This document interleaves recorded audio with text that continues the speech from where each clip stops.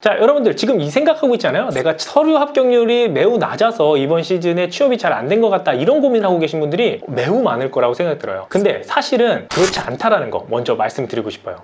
안녕하세요. 취업 준비 즐겁게 합시다. 인스타 담당자 제이콥입니다. 여러분들 지금 시즌이면 어떤 걸 하고 있나요? 시즌이 전체가 종료가 되니까 스스로를 피드백하고 이제는 어떻게 해야 될지 스스로 고민하고 조금은 좌절하고 있을 수도 있을 것 같습니다. 이번 영상을 통해서는요, 우리가 거시적인 관점에서 이번 시즌을 마무리하면서 어떤 전략으로 나아가야 될지 고민해보는 시간 한번 가져봤으면 좋겠습니다. 자, 여러분들 지금 이 생각하고 있잖아요. 내가 서류 합격률이 매우 낮아서 이번 시즌에 취업이 잘 안 된 것 같다, 이런 고민하고 계신 분들이 매우 많을 거라고 생각이 들어요. 근데 사실은 그렇지 않다라는 거 먼저 말씀드리고 싶어요. 어떤 친구의 사례인데요. 그 친구가 저를 찾아왔어요. 제가 서류 합격률이 매우 낮아요 라고 해서 찾아왔습니다. 그래서 그 친구 이력을 딱 봤거든요. 이력을 딱 봤는데 깜짝 놀랐어요. 왜냐면 일단 학교 학점이 매우 탑 티어였어요. 그냥 탑이 아니고 진짜 최고 탑 중에 탑. 학점도 4점이고 학교도 매우 탑인 친구였는데 그 친구가 서류 합격률이 낮다라는 거예요. 그래서 너가 낮다고? 뭐 이상한데 하고 한번 써봐. 어디를 붙었고 어디를 떨어졌는지 20몇 개를 썼더라고요. 근데 그 중에 한 10개 정도가 떨어졌다는 거예요. 즉 50% 이상 합격률을 보인 거죠. 그래서 이상하대요. 많이 떨어졌다고.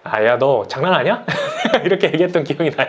50% 이상 합격률을 보인 거는 매우 높은 확률이에요. 그리고 그 친구가 떨어진 걸 한번 봤어요. 떨어진 거 봤는데 떨어진 기업들 보니까 식품 영업 쪽이 많이 떨어졌더라고요. 너 여기 왜 썼어? 라고 물어보니까 그때 오뚜기가 되게 유행이었거든요. 갓뚜기 막 이러면서 갑자기 확 붐이 일었던 타임이었어요. 그러다 보니까 본인이 마땅히 쓸만한 곳은 없으니까 그냥 오뚜기의 식품 영업을 쓴 거예요. 그 친구 여성 친구였거든요. 저라도 아마 떨어뜨렸을 거예요. 그래서 경험을 한번 봤어요. 다 마케팅 대외 활동, 마케팅 동아리로 도배되어 있는 친구예요. 20몇 개 중에서 마케팅을 쓴 곳은 다 합격을 했어요. 스펙이 높고 탑티어급이고 자소서도 괜찮게 쓰니까 당연히 서류를 붙는 게 맞습니다. 그래서 결국 최종으로 이제 대기업의 마케팅으로 갔거든요. 근데 그 친구가 아까 식품 영업을 썼던 거 있죠. 그거는 당연히 떨어질 수밖에 없는 겁니다. 여러분들이 잘못 생각하고 있는 것 중에 하나가 내가 자소서를 잘 쓰고 스펙이 좋으면 무조건 붙을 거라는 잘못된 생각도 있는 겁니다. 그리고 내가 자소서를 잘 쓰면 합격률이 높을 거다 라고 생각하는 건 이것도 잘못됐다는 거예요. 실제로 제가 있었던 사례는 뭐냐면 인턴 채용을 했어요. 인턴은 2달 동안 같이 이렇게 막 활동도 많이 하죠. 그리고 면담도 많이 합니다. 근데 그때 어떤 친구가 있었냐면 카이스트 친구가 있었는데 카이스트 있던 친구가 인턴으로 와서 인턴 생활했어요. 영업이거든요. 근데 자신이 정말 열심히 이 영업을 할 거래요. 제가 반신반의를 갖고 계속 쳐다봤죠. 면담도 수없이 많이 했습니다. 근데 정말 열심히 했어요. 정말 열심히 했는데 누가 봐도 이 친구는 정직원이 전환이 돼도 안 올 것 같았거든요. 근데 저를 다시 한번 데모로 보고 제로베이스에서 수없이 많이 생각을 해봤을 때 이 친구가 될 것 같다라는 생각이 들었습니다. 그래서 저희 실장님께 말씀을 드리고 이 친구를 채용하겠다라고 했습니다. 아니나 다를까 합격 통지를 받고 그 친구는 죄송합니다, 오지 않았습니다. 자동차 회사로 갔어요. 제가 그때 다시 한번 결심을 했죠.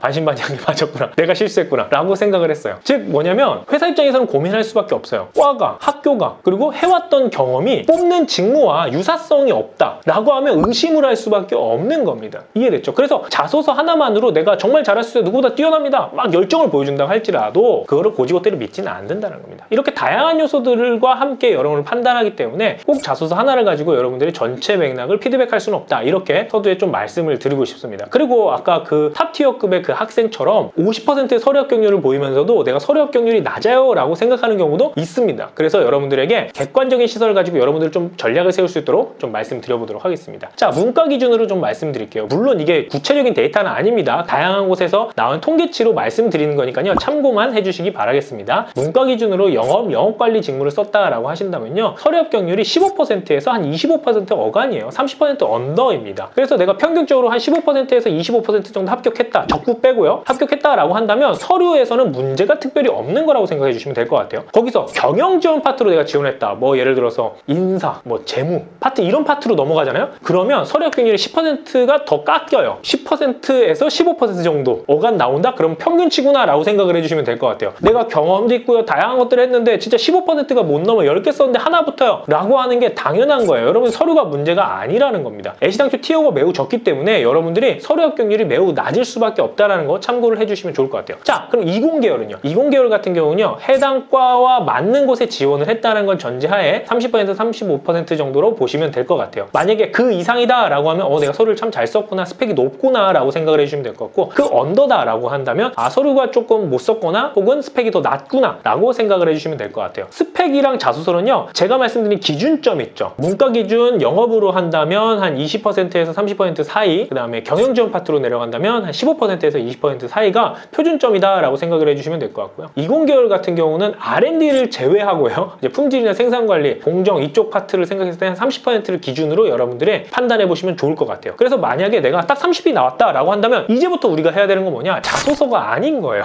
아시겠죠? 자소서가 아니다라고 생각해 주시면 돼요. 자소서가 아니고 뭐다? 3개를 쓰면 하나 정도는 인적성을 붙고 그 중에 한두 개 정도는 면접을 간다는 얘기잖아요. 이게 표준점이기 때문에 거기서 자소서 합격률을 더 높이는 거는 너무나 어려운 일이에요. 그럼 인적성에 더 집중하고요. 면접에 더 집중을 해주시는 전략을 세우셔야 되는 겁니다. 문과 기준도 마찬가지예요. 내가 한 25% 합격률이 나왔다. 그럼 거기서 자소서 합격률을 더 높이려는 게 아니라 그 다음 곳을 스텝을 밟아 나가셔야 된다는 거죠. 자, 그렇다면 그 기준보다 조금 언더에 있다라고 하신다면 두 가지 액션을 취해 주셔야 되겠죠. 첫 번째는 자소서를 높이기 위해서 이제 제가 올려놓은 다양한 강의들과 이제 화요일, 목요일에 하는 이런 교육 내용들을 좀 들여서 자소서 합격률을 좀 높여주시고 그 다음 거기에 더해서 내가 경험을 쌓아서 부족한 스펙을 커버하려는 노력을 해주셔야 되는 게 첫 번째입니다. 전략이 조금 달라야 되겠죠. 그래서 여러분들이 크게는 이렇게 두 가지로 나눠서 준비하실 것이 다르다라고 보시면 될 것 같아요. 자, 그리고 기준점으로부터 언더에 계신 분들이 전략을 취하실 때 내가 그러면 자소서 합격률이 매우 낮으니까 경험과 자소서 합격률을 높이기 위해서 이런 액션만 취하면 될까요? 라고 생각하실 수 있는데요. 아무리 낮아도 결국은 하나는 붙거든요. 여러분들이 내가 스펙이 조금 낮다고 해서 뒤에 부분을 다 버리고 앞에 부분만 신경 쓰면 안 됩니다. 결국은 하나 붙는데 오히려 나에게 주어진 소중한 기회이기 때문에